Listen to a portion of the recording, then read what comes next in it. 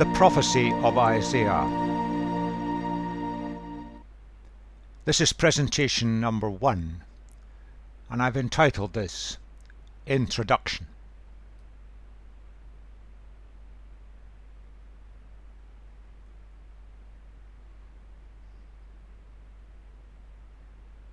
What do we know about Isaiah? It's a big book, but it's also widely quoted. Its setting, starting towards the end of the 8th century BC, but it covers events right up to the 6th century BC. Spoken by Isaiah, son of Amos. Widely quoted, the first quotation that still exists, 190 BC. Among the Dead Sea Scrolls, a complete copy, essentially identical to the one we use today. We can have confidence in this book, and confidence that its message is highly relevant to us today.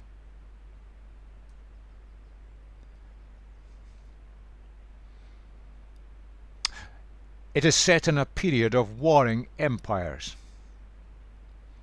and the land of Judah was caught between various forces, and often not quite sure what to do.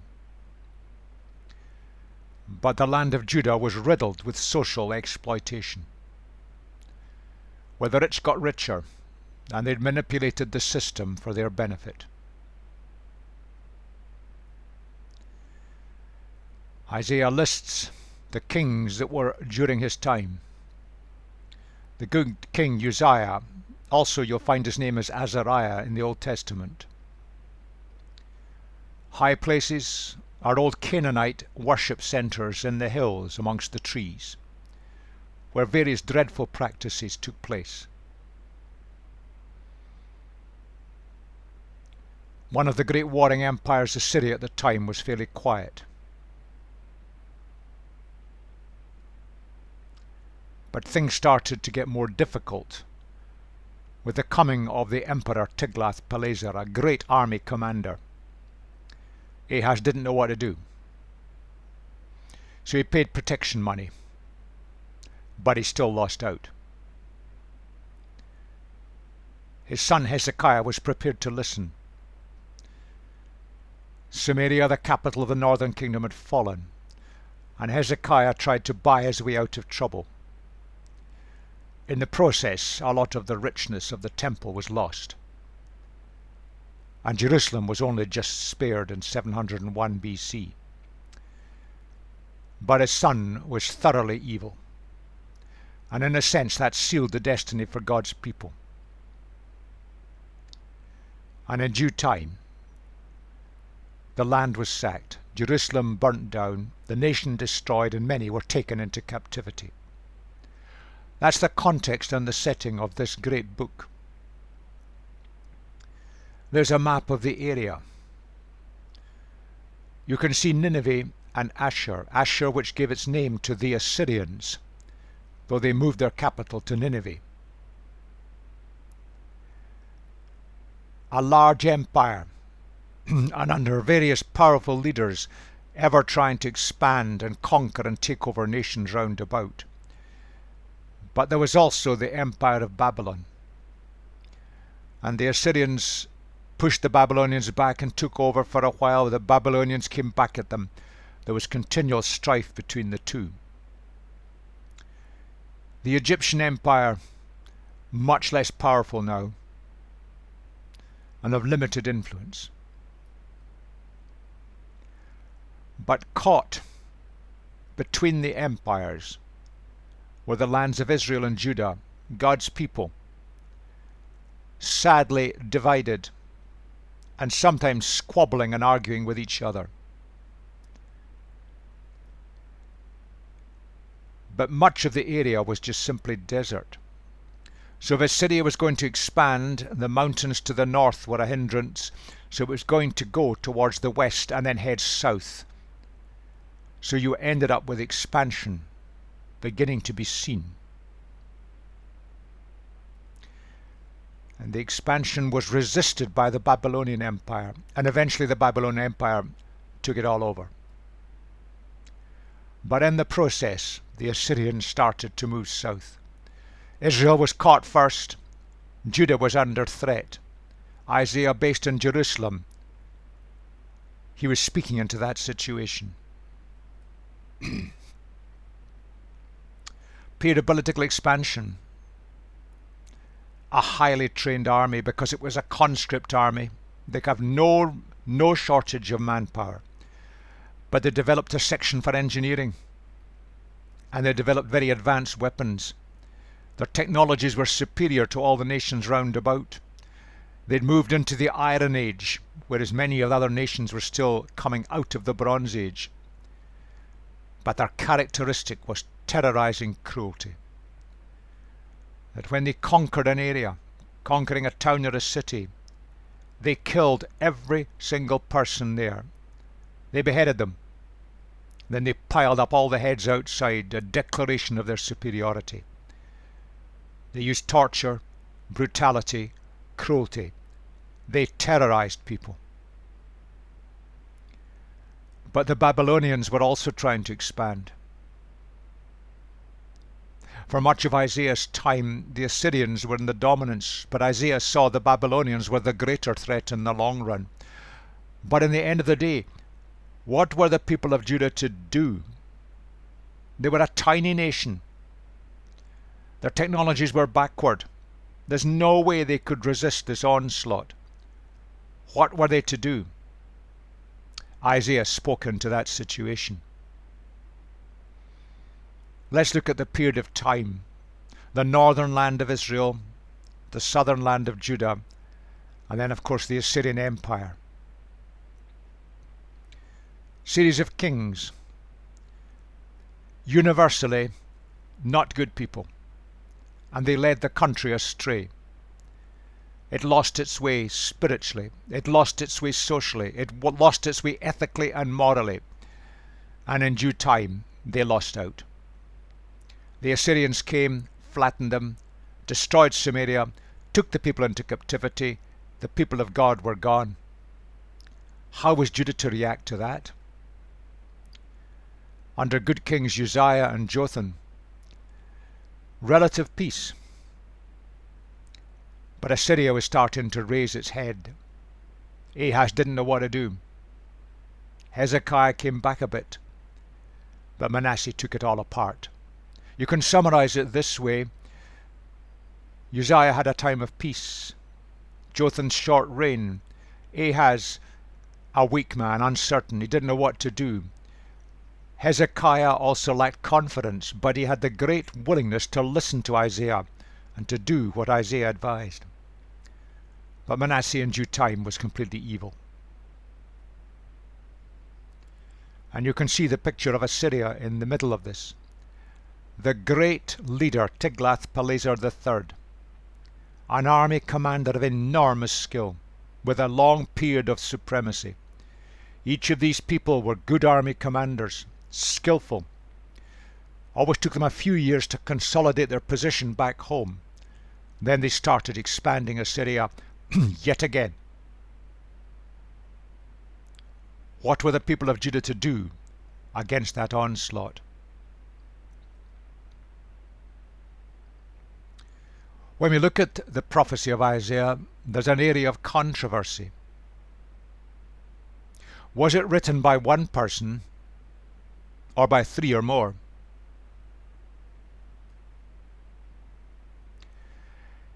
Throughout history, it has always been held that Isaiah is one complete book, and it was spoken by a prophet, recorded by others.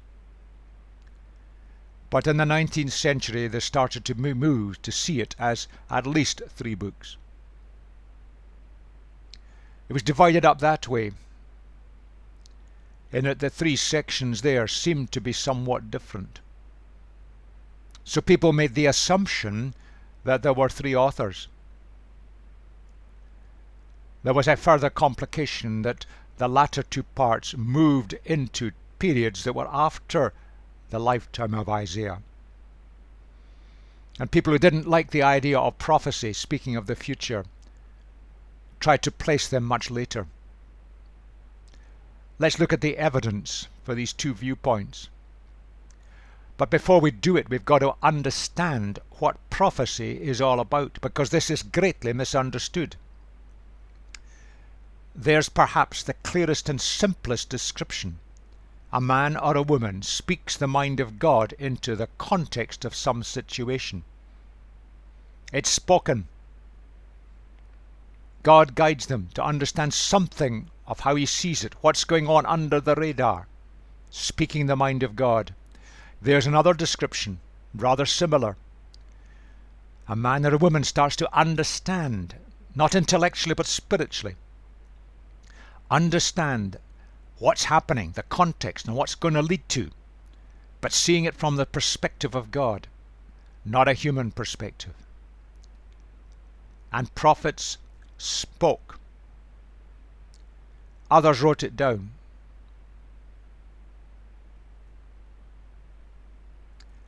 There's a confusion. Prophecy is not preaching. There is no confusion in the biblical language at all.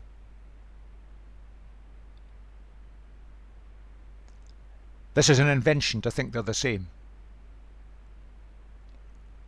Prophecy is different. If we look at how the Old Testament sees it, in Deuteronomy it says, if what a prophet proclaims in the name of the Lord, in the name of the Lord, it's not human, does not take place or come true, that is a message the Lord has not spoken. The prophet has spoken presumptuously, so do not be alarmed. In other words, prophecy, by definition, speaks into a situation from the perspective of God, and it points to what will happen. And if it doesn't, the prophet's got it wrong. He's not heard God.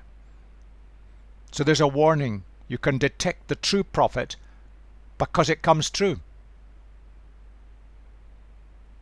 If you look at the New Testament, in 2 Peter we have these words.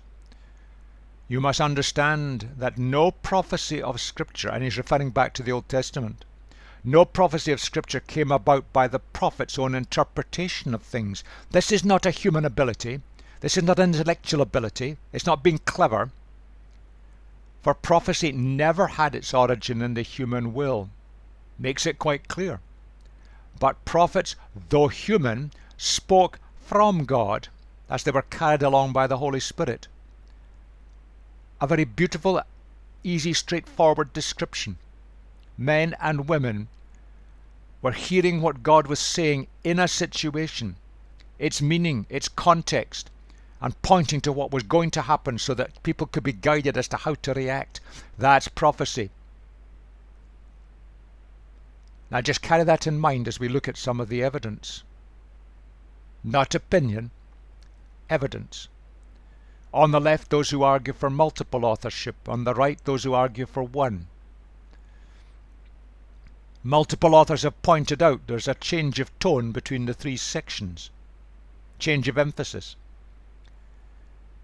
But those who see one author in it, themes are just interwoven between the sections. And that's certainly true. There are linguistic differences between the sections, but there also are many common phrases and ideas that run right throughout all three, but don't occur anywhere else in the Old Testament. But the fundamental problem is that those who argue for multiple authorship are not happy with the idea of prophecy. They are not happy with the idea of God revealing his mind and therefore pointing to the future. So to get rid of it, they create three authors and they place the other two much later, after the events that have been so-called predicted. But if you look at the historical evidence, there's no historical evidence from any other document suggesting three authors. Indeed, all the early copies are one book. The breaks do not occur in the manuscripts at the points that people think they should. There are thought structures that run right across all three parts. But we've got to remember that Isaiah was speaking over a long period of time, unusually long for someone to live. Anybody over a period of time, they're going to develop. Their thinking develops over time. We all do that. And it could well be that different people wrote it down at different times, because Isaiah clearly had a long lifespan. There's the evidence. But I think that's where the danger lies. In the 19th century into the 20th century, people came to the book with preconceived ideas. They ruled out the idea of prophecy having any predictive side, despite all the evidence from the Bible that it does have a predictive side. So I reckon we're ending up playing theological games. But looking back, with the wisdom of hindsight, there's a tendency now to come back to the original concept of one author, developing, yes, in his understanding of God, perhaps more than one person involved in writing things down, but speaking into the situation and guiding us into the future. And on balance, that's the best way to look at it, and it's the way we will assume here. It was set in a context where the Assyrians were just threatening all the time. How were you to understand these events? Were the people of God not to be protected? What was to happen to them? Would they survive? What should they do? How were they to cope? Major issues. Isaiah addresses them. But it raises deep ideas. Is it possible for the godless hordes of the Assyrians, with their brutality, simply to conquer and wipe out God's people? Does strength also win? Is it right? What is the role of the people of Judah? They were tiny in number compared to the nations round about. What about the great monarchy series descended from David that was promised to go on forever? Would that be wiped out? And then Isaiah touches upon the great themes. If this is divine judgment because the people had rejected God, his people had gone away, was the rejection permanent? Are the other gods, the gods that Assyria worshipped, more powerful than the God that Judah worshipped? Is it a competition? Now there's many modern parallels in this. And as you look at this and ponder, perhaps you can see some. And as we go through the book, some of these will be developed. Central theme of the book is that. What should God's people be all about? How should we behave? What's the destiny? What's our purpose? These were the questions the people of Judah were having to face, surrounded by a very difficult situation. But they were corrupted. Corrupted from the top, at the leadership level, both spiritual and political. Essentially, people were lining their own pockets at the expense of the poor people. And you only have to look at the prophecy of Micah, written about the same time, to see the picture vividly. Society, the society of Judah, was corrupting badly. And in the midst of this, in all the pressures that were placed upon the nation, Isaiah points out, trust in God. Don't trust in your own abilities, your own armaments, they're not good enough. Don't trust in help from the people groups around about in other nations, they're not reliable. Trust in God, it's the only way. But they didn't. And the net result was they went into exile in due time. Israel had already gone. Isaiah saw it. Judah went next. Taken into exile, the pattern of both the Assyrians and the Babylonians. Because the people failed to trust God. They couldn't be protected because they refused God's protection. But even in exile, they weren't written off. There is still the potential, even amidst all the disasters of life, the potential for God to restore, if we will come back. Listen to him. Trust him. Great messages that Isaiah brought. But in a sense it rests in three fundamental ideas.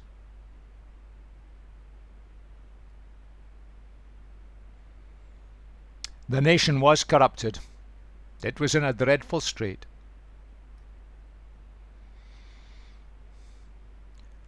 And the tendency was to try and sort things out themselves and face down the enemy, bribe them off, pay them off, form treaties, alliances, improve the armaments. And Isaiah comes against all of these things. Get God back central in your national life. Trust Him. You can't stand against the Assyrians or the Babylonians, but God can see you through. They didn't trust Him. They failed. And exile was in some ways inevitable. The corruption of the society, it couldn't stand eventually against the Babylonian onslaught later. But Isaiah saw that Babylon was the real problem, not Assyria. Assyria was the top dog at the time, but Babylon was snapping at its heels. But eventually Babylon would take over, and for a short time Babylon would be the ruling empire. Babylon was the real problem. And exile was a time when the people could stop and think and ponder and learn to put God back at the center of things. And Isaiah had this magnificent picture of the true nature of God's people. Servanthood. And we'll develop that in this series. He foresaw that exile wouldn't last forever. These difficult times would come and then they would be completed. But he saw that human abilities were far too weak. We have to recognize we can't. We haven't got the resources, the strength. They couldn't stand against Assyria. They couldn't stand against Babylon. But they could learn to trust God, who can stand against all the powers around. But they had to learn how to work out this servanthood. And Isaiah pictures the idea beautifully. He also pictures how God can provide the resources to make it possible. And in a sense, that's the focus point of the book. Because Isaiah grasped how the people couldn't do it. And God would come Himself, intervening in person in the nation, to make it all possible. The suffering servant of Isaiah. The picture that Isaiah saw that was fulfilled in the coming of Jesus. That's the context.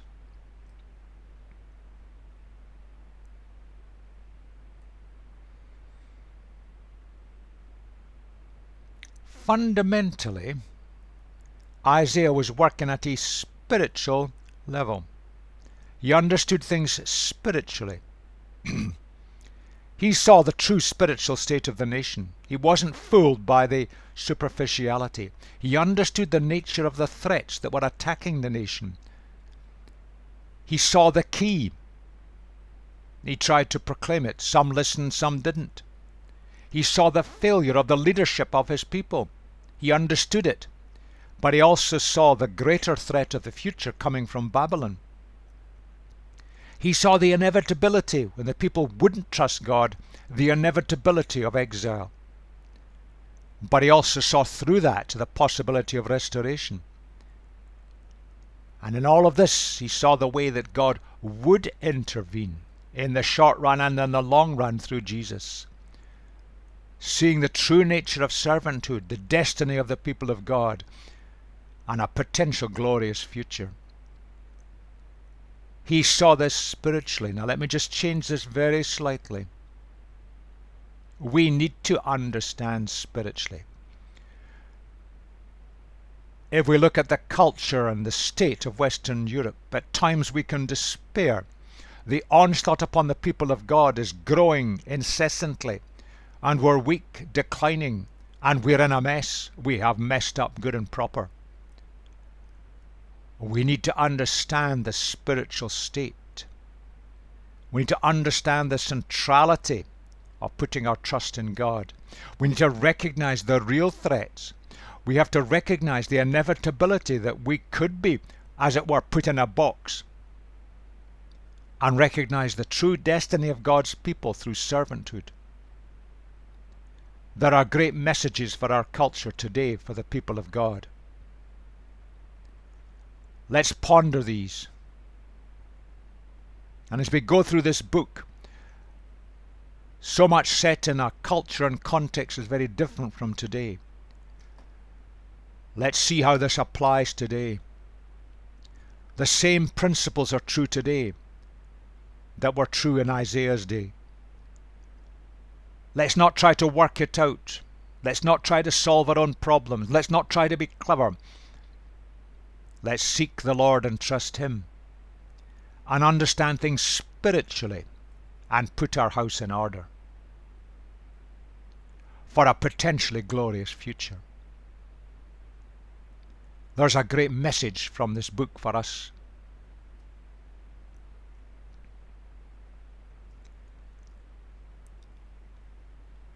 Great themes run throughout the prophecy of Isaiah. I've picked up 5. How are we understanding God? How do we fit into this world? What is the true nature of the human problem? What is the way that we can be restored, and we the people of God really need it today? And what does that really mean for us today? Let's just tease these out a little bit further.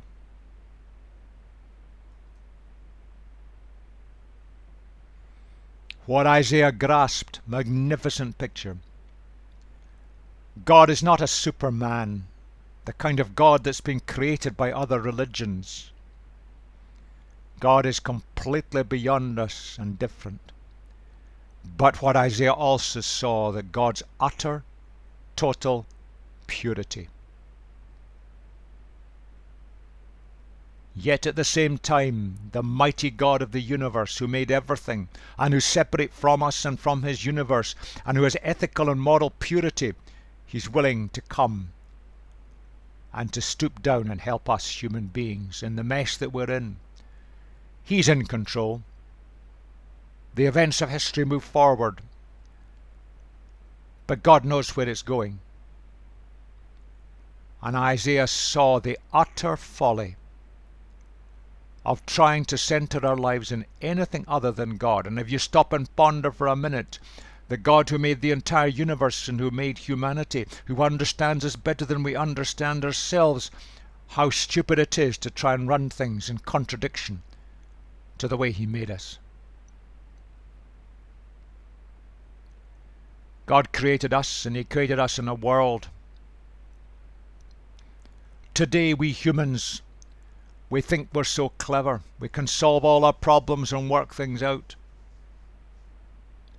But we also see ourselves as a kind of competitive biological product, competing with our societies, competing with each other, competing to be successful. None of these things are a true picture of humanity. And the world around, it doesn't generate life of itself. Nor is it just simply the product of random forces. You see, both of these areas start to make sense. They have their meaning. Their meaning starts to gain significance for us when we put God back into the frame. A God who created with a purpose, with a direction. We are biological products. We are very talented and able. God has made us that way. But let's put God back at the center of things. But so often we rebel. We want to run it our own way, take our own decisions. We don't need God. So we kind of stand up and rebel against the God who made the universe. We can put that under all kinds of labels, but it all comes back to the same fundamental principle. That's the human weakness. And if you ponder it for a moment, Isaiah saw it so clearly. It all comes back to expressions of pride. We think we're good, and we don't need God. We can run it our way. So we think we are the center of things. Oh, how much that's a common view today. We think we are capable of doing it all ourselves. Look at the history of mankind and see the mess that we've made of it so often. We think we define our identity. We don't need God in the frame. These are pictures that were true then, but they are true today. And they're growing in their power and importance throughout the Western world. In essence, they express that. Each of us wants to do it our way. Ponder for a moment. If each of us wants to do it our way, sooner or later the my way comes into conflict with the way of somebody else. That happens at the personal level. Happens at the workplace and the family. Happens in communities and nations. It happens between nations. Conflict is inevitable. And that's what we're seeing in our world today. Human rebellion. Isaiah addressed it, and he was hoping for some kind of restoration. What's the answer? What's the way forward? How can it be resolved in some way? Deep issues. Restoration in a context of human rebellion. God is waiting to restore us. Now ponder for a moment. God is waiting to restore the Christian communities across the Western world today. He is waiting. He is ready. But he can't do it unless we're willing. He'll do it, but we've got to be willing. But as long as we deny our rebellion, as long as we think we have the answers, as we look at our church declining memberships in so many places, we think by doing this tactic and this program or this activity we can solve it. Doesn't work. God is waiting for us.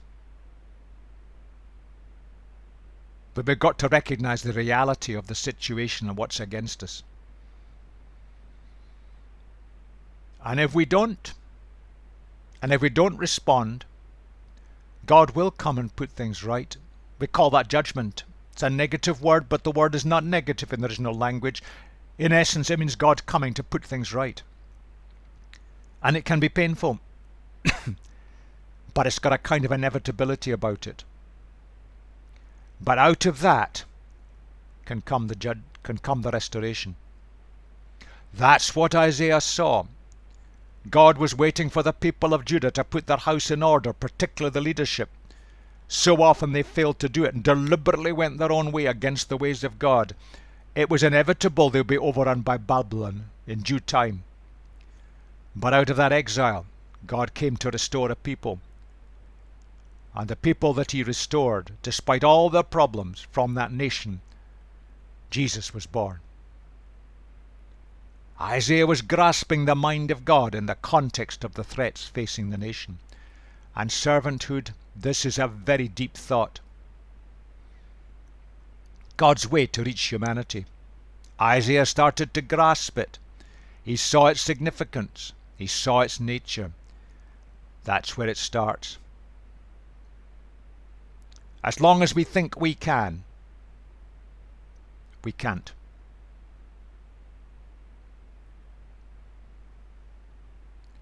We can when we learn to trust. Because God can, if we're willing. Then we experience the wonder of life. God made you and me. And when we live our lives the way he intended it, it's rich and wonderful, liberating and free. That's what he wants for us. And particularly in the West, we've lost it. Let's get back to it. And that's where it leads. We serve others. Doesn't matter what it costs us in terms of time, money, energy, or whatever. We serve others. We don't expect anything back. We serve others. There is a need. We help to meet it. We can't do that humanly, but that's what Jesus did. And he gave everything he had to liberate humanity. What a concept Isaiah was starting to grasp. God's plan and strategy in the world. He wants to restore His image in you and me, but He starts with His people. The people of Judah then, the followers of Jesus today, no matter what the label. He wants to restore our physical world and help us to restore it, because it's there and it will provide. And He wants us to share that restoration with those around, to live it, be it, and share it. And that leads to the social justice that was so lacking in the land of Judah in the days of Isaiah. And social injustice is growing, sadly, in so many Western countries today. Now let that one just sift through your mind. God wants to express His divine glory through humanity. That means you and me. What a vision! What a concept! What a goal! What a strategy! Blows the mind. And Isaiah was grasping some of these great ideas. The central theme was a calling of God's people, the people of Judah, into their true calling, to serve others and reach the world, and enable others to find their Maker. And it's still true today. We've got to stop thinking we're so clever we can solve our own problems, and we can do it ourselves. And we've got to learn how to trust God. And we've got to learn to let God's nature shine through us. God rescuing humanity from our rebellion, offering hope. That is the calling of the God's people. It was then, it is today, and it's fulfilled through the life of Jesus. And a deep thought that Isaiah started to grasp. To reach out and touch those around about and bless others starts when we relate to God, trusting Him. That was the message that Isaiah brought.